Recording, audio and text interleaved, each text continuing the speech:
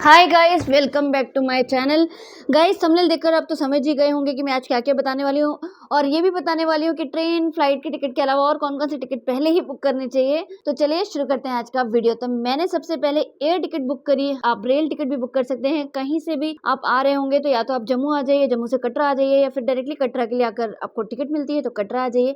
उसके बाद मैं आपको दिखा रही हूँ, ये जो सामने दिखा रही हूँ, एक ऐप है, श्री श्रीरन बोर्ड बोलते हैं जिसे। आप प्ले स्टोर से ये ऐप डाउनलोड कर लीजिए अगर आप वैष्णो देवी जाने का प्लान कर रहे हैं तो जैसे कि आप देख सकते हैं, जैसे ही आप अंदर जाएंगे, आप मोबाइल नंबर डालेंगे, ओटीपी आएगा, ओटीपी डालकर अंदर इस ऐप में जा सकते हैं। नहीं तो आप अपना पासवर्ड भी सेट कर सकते हैं। तो गाइस, सबसे पहले मैं आपको दिखा दे रही हूँ कि क्या क्या मैंने बुकिंग करी थी। तो सब चीजों में आप, जैसे कि मैं सबसे पहले दिखा रही हूँ कि अगर आपको यात्रा टिकट बुक करनी, यात्रा पर्ची बोलते हैं, तो उसकी डिटेल डालनी पड़ती है। अगर आप 3 पर्सन है तो 3 की डिटेल डालनी पड़ेगी, आधार कार्ड, जो भी पूछेगा वो सारी डिटेल आप वहाँ पे फिल कर दीजिए और टर्म्स एंड कंडीशन एक्सेप्ट करिए और ओके कर दीजिए, तो यात्रा पर्ची आपकी जनरेट हो जाएगी। और इसी यात्रा पर्ची का हम आगे यूज करेंगे, किस लिए वो आगे बताती हूँ आपको। उसके बाद मैं आपको सेकंड दिखा रही हूँ कि हेलीकॉप्टर बुक करना पड़ता है, रोपवे बुक करना पड़ता है। तो फिलहाल तो मैं आपको हेलीकॉप्टर बुक करने का दिखा रही हूँ। तो हेलीकॉप्टर के कुछ टर्म्स एंड कंडीशन है, इंपॉर्टेंट इंस्ट्रक्शंस है, ये सब आप पढ़ लीजिए ऊपर जो लिखे हुए हैं ध्यान से। उसके बाद पिलग्रिम्स लिखा हुआ है, ये नंबर ऑफ पैसेंजर्स है, मतलब नंबर ऑफ पर्सन है कि कितने लोग जा रहे हैं। यहाँ पे रूट है, कटरा टू सन, इस टाइप के रूट्स है। अगर आप सेम डे रिटर्न आते हैं तो उसकी भी टिकट होती है, नेक्स्ट डे रिटर्न आते हैं तो उसकी भी एडवांस में टिकट बुक हो सकती है, आने जाने दोनों की हेलीकॉप्टर से। और अगर आपको नहीं जाना है, आपको सिर्फ जाना है, वन वे टिकट चाहिए, तो वो भी लिख सकते हैं। यहाँ पे 2 कंपनी है, दोनों में से कोई सी भी कंपनी आप सेलेक्ट कर सकते हैं जिसमें टिकट अवेलेबल हो। फिलहाल तो टिकट ही मिलना बहुत मुश्किल होता है, 2 या 3 महीने ही स्टार्ट हो जाती है इसकी बुकिंग्स। तो आप जाने के पहले हमेशा ऐप में चेक करते रहिए, आपको जिस डेट की आपको बुकिंग मिलती है उसके अकॉर्डिंग अपना आगे का प्लान करिए। उसके बाद आप देख सकते हैं, ये रोपवे की बुकिंग दिखा रही हूँ आपको। उसमें भवन, भैरव जी और भवन, मतलब आपकी आने जाने दोनों की टिकट इसमें मिल जाती है। गाइस, इसका जो पेमेंट है वो भी आपको ऑनलाइन पेमेंट करना पड़ेगा, या तो आप जीपे या नेट बैंकिंग यूज करके ऑनलाइन पेमेंट भी कर सकते हैं। ये देखिए गाइस। और हाँ गाइज, ये जो बैटरी कार का ऑप्शन है वो भी आपको दिखा रही हूँ। बैटरी कार का ऑप्शन भी आपके लिए अवेलेबल है। अभी रूट पूछेगा आपसे, नंबर ऑफ पर्सन, आपकी पूरी डिटेल पूछेगा, वो फिल करके इसे भी एक्सेप्ट कर सकते हैं। तो गाइज, बैटरी कार जो है वो अर्धकुमारी तक आती है, भवन से अर्धकुमारी, उसी तरह से अर्धकुमारी से वो भवन जाती है। तो उसके अकॉर्डिंग अगर आप बैटरी कार से जाना चाहते हैं तो वो भी बुक कर लीजिए। और अर्धकुमारी से अगर एकदम पूरा नीचे आना है आपको, तो उसके लिए आपको घोड़ा पालकी लेना पड़ेगा। तो गाइज, अभी आपको दिखा रही हूँ कि अगर आपको रूम लेना है तो आप देख सकते हैं जम्मू, कटरा, भवन, अर्धकुमारी, सांची, छठ, यहाँ पे आप बुक कर सकते हैं। गाइज, वैसे तो अगर आप आउटसाइडर हैं और आप बाहर से जाते हैं तो आप जम्मू में रुक सकते हैं, पर जम्मू से कटरा आपको आना पड़ेगा मॉर्निंग में या फिर रात में, जब आप अपनी यात्रा शुरू कर रहे हैं तब। तो गाइस, मैं सजेस्ट करूंगी आप अपना रूम कटरा में लें या तो फिर भवन में लेंगे। भवन में लेने से एक प्रॉब्लम है, भवन मतलब माता का जो मेन मंदिर है ऊपर। गाइस, अगर आप भवन में रूम लेते हैं तो बहुत ही मुश्किल हो जाएगा आपको अपना पूरा लगेज ऊपर तक ले जाना। तो मैं आपको सजेस्ट करूंगी कटरा में आप रूम लीजिए, अपना सामान रखिए, फ्रेश होइए, उसके बाद माता का दर्शन शुरू करिए। तो गाइज, ये रूम्स वगैरह भी इजीली अवेलेबल नहीं होते। चार्जेस आपको सामने दिख रहे हैं, जिस तरह से आप देख सकते हैं। अवेलेबिलिटी आपको ग्रीन कलर में दिखेगी और नहीं अवेलेबल है तो रेड कलर में दिखाएगा। तो इस तरह से आप अपना प्लेस डिसाइड कर सकते हैं कि आपको भवन में लेना है, कटरा में लेना है, जम्मू में लेना है, जहाँ भी आपको कन्वीनियंट लगे वहाँ पे आप बुक कर सकते हैं। रूम की चार्जेस तो आप सामने देख ही सकते हैं। और गाइस, यहाँ पे डोरमेट्री की भी सुविधा उपलब्ध होती है। डोरमेट्री मतलब एक कॉमन रूम होता है जहाँ पे आपको नॉर्मली तो बेड्स, मैट्रेस दे दिए जाते हैं, बट यहाँ पे ऐसा नहीं है। यहाँ पे ऐसा सुना है कि पलंग वगैरह भी प्रॉपर दिए जाते हैं, बस कॉमन रूम होता है तो आप वो भी ले सकते हैं। तो गाइज, रूम बुक करिए या डोरमेट्री बुक करिए, फिर उसके बाद अपना ये सारी बुकिंग करने के बाद हेलीकॉप्टर, रोपवे, ये सब की बुकिंग करने के बाद आप अपनी जर्नी स्टार्ट कर सकते हैं। तो गाइज, मैंने भी सारी टिकट्स पहले बुक कर ली थी, उसके बाद मैंने अपनी एयर टिकट बुक करी। आप चाहें तो बाय रेल आ जाएं, बाय ट्रेन आ जाए, बाय फ्लाइट, बाय रोड आ सकते हैं। आपको सिर्फ कटरा आना है गाइज, कटरा। तो गाइज, मैंने भी फ्लाइट की टिकट निकाली और फटाफट से हम अंदर एंट्री कर रहे हैं। आपको चारों तरफ का नज़ारा भी दिखाया और हम बस अंदर आ गए हैं फ्लाइट के। देखिए कुछ इस तरह से। और गाइज, बहुत सारी चीज़ें छोटी छोटी जाननी चाहिए बिफोर प्लानिंग। अगर आप माता के दर्शन करने जा रहे हैं तो छोटी छोटी बहुत सारी बातें हैं जो ध्यान में रखनी चाहिए। अगर आप फर्स्ट टाइम आज जा रहे हैं तो आप मेरा वीडियो ज़रूर देखिए। तो गाइज़ हम फटाफट से इवनिंग में पहुँच गए। इवनिंग में हमने रेस्ट लिया। अर्ली मॉर्निंग हम रेडी होकर आ गए। सबसे पहले हमने जो यात्रा पर्ची निकाली थी, वो यात्रा पर्ची का हम प्रिंट आउट ले लिए। गाइज़ ध्यान रखिए, जम्मू में जाने के बाद आपकी जो लोकल सिम है वो वहाँ नहीं चलती है, तो आप सबसे पहले एक सिम ज़रूर ले लीजिए अगर आप 1-2 दिन से ज़्यादा रहना है। अगर आपका पोस्टपेड है तो आपका सिम चालू रहेगा, अगर आपके प्रीपेड नंबर्स हैं तो वो बिल्कुल चलते नहीं हैं, तो आप सबसे पहले वहाँ पे एक सिम कार्ड ले सकते हैं।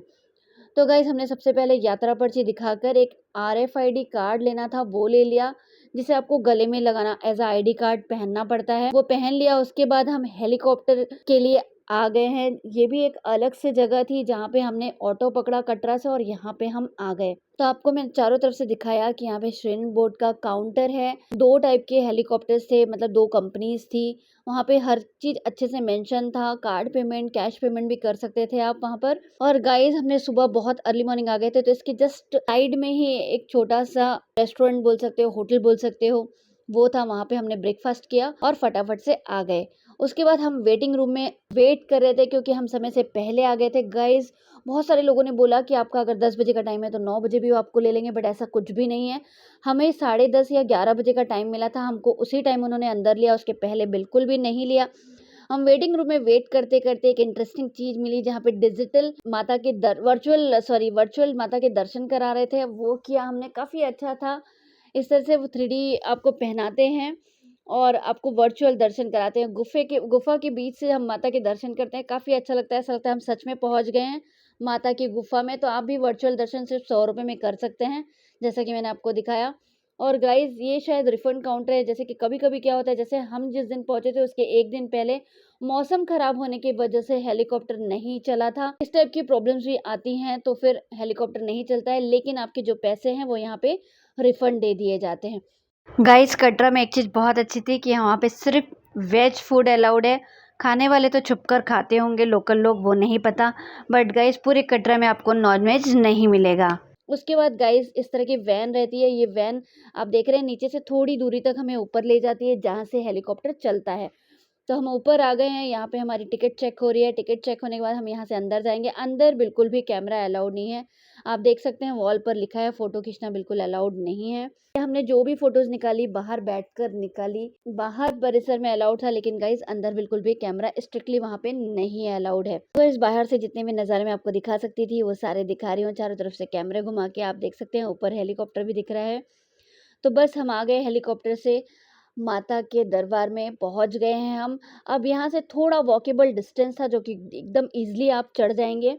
फटाफट से भवन की ओर आगे बढ़ रहे हैं। और गाइज़ बढ़ते-बढ़ते आपको नज़ारा भी दिखा रही हूँ। देखिए इस तरह की कुछ पालकी होती है जो सीनियर सिटीज़न्स वगैरह के लिए होती है। बहुत सारे लोगों के पैरों वगैरह में दिक्कत होती है, तो कोई भी पालकी को हायर कर सकता है। और गाइज़ हॉर्स भी हैं, आप चाहें तो घोड़े से भी जा सकते हैं। और वैन के बारे में तो मैंने ऑलरेडी आपको पहले बताया है कि किस तरह से बुकिंग करनी है। तो गाइज़ फटाफट हम ऊपर आ गए, माता के दर्शन किए और फटाफट से आपको चारों तरफ से नज़ारा दिखा रही हूँ कि भवन किस तरह से दिखता है। कुछ इस तरह से भवन है माँ का। और वहाँ पे बहुत सारे भवन भी हैं जहाँ पे आप स्टे ले सकते हैं, रुक सकते हैं। उसकी बुकिंग भी आपको ऑनलाइन करना है, जैसे कि मैंने पहले ही दिखाया था आपको। बहुत सारे भवन हैं वहाँ पर।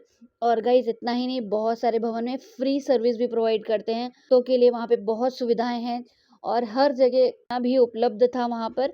तो आप चाहें, और बहुत ही मिनिमम रेट में अवेलेबल था। गाइज़ रश तो काफ़ी था जब हम गए थे, आप देख सकते हैं सामने। बहुत सारे लोग बोले कि अभी रश नहीं है, बट ऐसा नहीं है। जब आप भवन में एंट्री करेंगे तब एक्चुअल आपको पता चलेगा कि कितना रश है ऊपर। तो रश तो बहुत अच्छा खासा रश था। और गाइज़ एक और बात बता देना चाहूँगी कि लगभग 2 से 3 किलोमीटर की एक लाइन थी। हमने पूछा ये लाइन किसकी है? तो उन्होंने बोला ये रोपवे की लाइन है। पर गाइज़ वो रोपवे की लाइन नहीं थी, रोपवे की टिकट की लाइन थी। ऑफलाइन टिकट लेना बहुत मुश्किल होता है। गाइस वहाँ सब चीज़ों का टाइमिंग होता है। रोपवे का भी एक स्पेसिफिक टाइमिंग है, जब आप ऑनलाइन बुक करेंगे वहाँ देख सकते हैं। इवन आप हेलीकॉप्टर का भी टाइमिंग है। तो गाइस आप सोचिए भी मत कि आप ऑफलाइन टिकट लेके भवन में चले जाएंगे, मतलब भैरव बाबा के दर्शन कर लेंगे। वो इम्पॉसिबल लगा मुझे, क्योंकि इतनी बड़ी लाइन है, वो टिकट देते देते ही उनका टाइम हो जाता होगा। तो मुझे ऐसा लगा कि जो लोग लाइन पे लगे थे वो शायद नेक्स्ट डे की टिकट ले रहे होंगे, क्योंकि उस दिन सेम डे टिकट लेके रोपवे में जाना तो मुझे पॉसिबल नहीं लगा। तो गाइज़ मैं सबसे अच्छा ऑप्शन है कि आप ऑनलाइन टिकट ही निकालें, उसके बाद ही आगे बढ़ें, क्योंकि ऑफलाइन में बहुत हेक्टिक होगा, आपको बहुत लंबी लाइन का सामना करना पड़ेगा। और हाँ गाइस, बैटरी कार वगैरह भी ऑफलाइन वो लोग देते हैं, तभी देते हैं जब उनके पास कार में स्पेस अवेलेबल रहता है। तो गाइस ज़रूरी नहीं है कि ऑफलाइन में आपको बैटरी कार का टिकट मिले, वो भी ऑप्शनल होता है। अगर उनके पास जगह होती है वो ऑफलाइन देते हैं, अदरवाइज वो भी नहीं देते हैं। तो मैं आपको सजेस्ट करूंगी कि सारी बुकिंग जैसे कि मैंने की थी ऑनलाइन ही कर लें आप, उसके बाद ही आगे का प्लान। तो गाइस जैसा कि मैंने बताया, भवन गए हम, भवन में आराम से माता के दर्शन किए। गाइस बहुत ज्यादा डेकोरेटिव मंदिर नहीं है जैसा लोग दिखाते हैं, काफी अच्छा मंदिर था, काफी पीस था। आपको मैं एक्सप्लेन नहीं कर सकती वर्ड्स में, जब आप जाएंगे आप खुद ही वो पीस महसूस करेंगे। बहुत ही अच्छा लगा माँ के दर्शन करने में। बस एक ही चीज़ थी वहाँ पे कमी, कि वो लोग बहुत फास्ट दर्शन कराते हैं, फटाफट दर्शन करके, क्योंकि वहाँ पे बहुत रश होता है और सभी को माता के दर्शन करने होते हैं, तो थोड़ा रश होता है, फटाफट से दर्शन करके हमको बाहर आना पड़ता है। और गाइस बहुत सारे लोग जो गांव से ट्रैवल करते हैं, जिन्हें नहीं पता है, वो सोचते हैं कोई बड़ी सी मूर्ति दिखेगी, ऐसा एज्यूम करते हैं, पर ऐसा कुछ नहीं है। इसलिए वहाँ पे इस बार मैंने सुना कि वहाँ पे अनाउंसमेंट हो रहा था कि माता यहाँ पे किसी मूर्ति के रूप में नहीं है, पिंडियों के रूप में है। तो गाइस वहाँ पे बहुत अच्छे से बता रहे थे कि कौन कौन सी पिंडियाँ हैं और किस पिंडियों के रूप में कौन कौन सी माता का विराजमान है वहाँ पे, वो काफ़ी अच्छे से बता रहे थे। तो उसे भी सुनकर आप वहाँ पे समझ सकते हैं। तो गाइस जैसा कि आप देख रहे हैं, मैं आपको पूरे व्यू दिखा रही हूँ कि हमें व्यू कैसे दिख रहे थे जब हम भैरव घाटी से वापस आ रहे थे। तो गाइस फटाफट से हम भैरव घाटी से वापस आ गए। आप देख सकते हैं परिसर में कितना रश है। और गाइस नीचे जाते वक्त हम काफ़ी टायर्ड हो गए थे, बहुत थक गए थे, तो बहुत सारे वीडियो तो नहीं निकाले, मैंने सिर्फ थोड़े फ़ोटोज़ लिए और कुछ कुछ मंदिर के शॉर्ट वीडियो निकाले, जो मैं आगे आपको दिखाती हूँ। फ़िलहाल तो मैं आपको नज़ारा दिखा रही हूँ कि वहाँ से नज़ारा कितना अच्छा लगता है। अगर आप ऊपर जाते हैं, भवन भी कितना अच्छा लगता है। ये हम टॉप पे थे तब मैंने ये वीडियो निकाला था। आप देख रहे हैं भवन भी यहाँ से थोड़ा नीचे दिख रहा है, तो बिल्कुल टॉप पे रहते हैं। जब आप भैरव घाटी में जाते हैं काफ़ी अच्छा लगता है, काफ़ी पीस लगता है। और गाइस मैं वर्ड्स में बोला ना, आपको बता नहीं सकती, आपको इतना अच्छा लगेगा। इसलिए मेरा ऐसा मानना है कि हर एक हिंदुओं को माता वैष्णो देवी के दर्शन जरूर करने चाहिए। हाँ, बहुत बार हमारे लिए पॉसिबल नहीं होता है जाना, पर कोशिश जरूर करिए माता के दर्शन करने के लिए, आपको बहुत अच्छा लगेगा। तो गाइज मैंने आपको चारों तरफ से दिखाया। हमने भैरव बाबा के दर्शन किए, भैरव बाबा के जस्ट बाजू में हनुमान जी की भी मूर्ति रखी हुई थी, उनके भी दर्शन किए और प्रसाद चढ़ाया। वहाँ पे प्रसाद भी मिलता है जो आप पे करके ले सकते हैं प्रसाद। उसमें आपको धागे भी दिए जाते हैं, काले धागे, हाथ या फिर पैर में बांध सकते हैं आप।